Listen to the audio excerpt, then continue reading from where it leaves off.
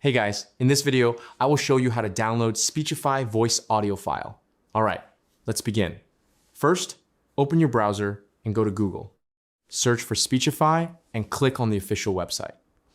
Once you're on the platform, sign into your account so you can access your projects.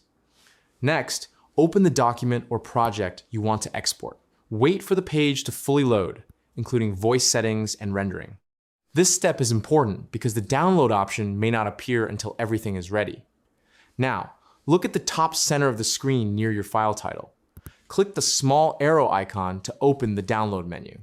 From there, select the MP3 option to export your audio file. Keep in mind that MP3 downloads are only available for premium users. If you're on a free plan, you may be asked to upgrade. Also, some voices, especially celebrity voices, cannot be exported due to licensing restrictions. If the option is unavailable, switch to a standard voice and try again. After selecting MP3, your file will download to your device. Check your downloads folder if it doesn't appear immediately. So that's basically how you can download Speechify voice audio file. That's it for this video. Thanks.